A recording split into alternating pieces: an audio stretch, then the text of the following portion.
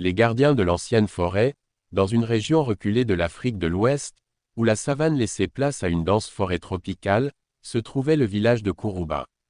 Ce village, connu pour ses anciennes traditions, abritait une communauté de mystiques, des sages qui communiquaient avec les esprits de la forêt. Leur rôle était de protéger l'équilibre fragile entre le monde des hommes et celui des esprits. Depuis des générations, les villageois honoraient ces mystiques, qui étaient les gardiens d'un pouvoir ancestral hérité de la terre, du ciel et des ancêtres.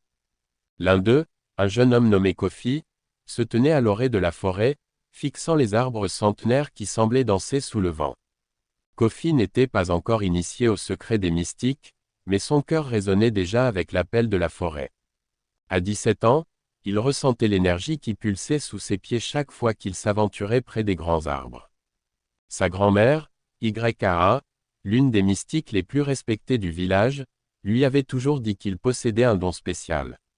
Ce soir-là, alors que le crépuscule jetait ses dernières lueurs dorées sur la canopée, Kofi entra dans la hutte de YKA. À l'intérieur, une douce odeur de feuilles séchées et d'encens flottait dans l'air. La vieille femme était assise près du feu, broyant des herbes dans un petit mortier. « Grand-mère, » commença Kofi en s'asseyant près d'elle, « je sens que quelque chose approche. La forêt murmure des choses que je ne comprends pas encore. » YKA le regarda de ses yeux perçants, un sourire mystérieux aux lèvres. « Tu es prêt, mon garçon ?» répondit-elle doucement. « Les esprits t'ont choisi. Cette nuit, tu feras face à l'épreuve de la forêt. Si tu réussis, tu rejoindras les gardiens. » Kofi sentit un frisson parcourir son échine. Il connaissait les légendes des gardiens de l'ancienne forêt, ces mystiques capables de contrôler les forces invisibles qui liaient les hommes à la nature. Seuls les plus dignes pouvaient accéder à ces secrets. La nuit était tombée lorsque Kofi suivit YKA et 3 autres mystiques dans la forêt. La lune pleine éclairait leur chemin, tandis que des chants anciens résonnaient à travers les arbres, portés par un vent qui semblait vivant.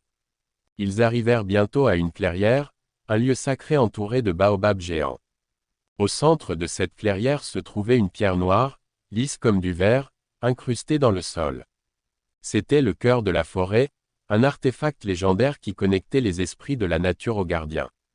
YKA se tourna vers Kofi. « C'est ici que commence ton voyage. Tu dois écouter les esprits, comprendre leur langage, et te laisser guider par eux. Si ton cœur est pur, tu recevras leur bénédiction.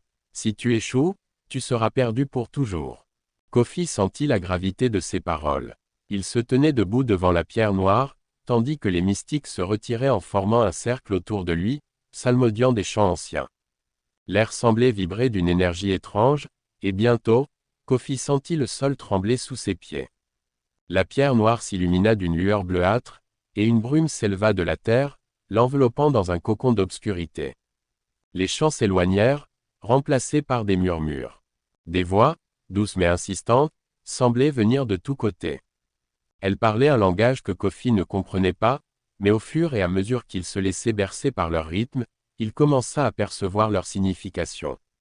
Elles parlaient de l'équilibre entre le monde visible et l'invisible, des forces qui maintenaient l'harmonie dans la forêt, et des dangers qui guettaient. Soudain, une ombre immense surgit de la brume, prenant la forme d'un grand lion noir, aux yeux d'un jaune incandescent. Le lion, symbole des anciens esprits de la terre, le fixa intensément. « Qui es-tu, pour oser pénétrer le royaume des esprits ?» rugit la créature, sa voix résonnant comme un tonnerre. Kofi, le cœur battant, savait que sa réponse déterminerait son sort. « Je suis Kofi, fils de la forêt et des ancêtres. Je viens pour apprendre et protéger l'équilibre sacré que vous gardez depuis des siècles. » Le lion s'approcha, ses pas lourds faisant vibrer la terre. « L'équilibre est menacé, » déclara-t-il. « Une force obscure se réveille dans cette forêt, un mal ancien que les gardiens n'ont pas réussi à sceller complètement.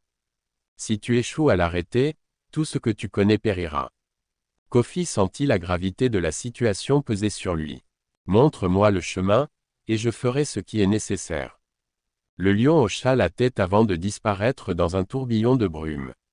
Les voix s'évanouirent, et Kofi se retrouva de nouveau dans la clairière, devant la pierre noire. Mais cette fois, quelque chose avait changé. Il pouvait sentir la forêt tout entière, chaque arbre, chaque créature vivante. Il n'était plus un simple observateur, Il faisait partie de cet écosystème sacré. YA s'approcha de lui, un sourire fier aux lèvres.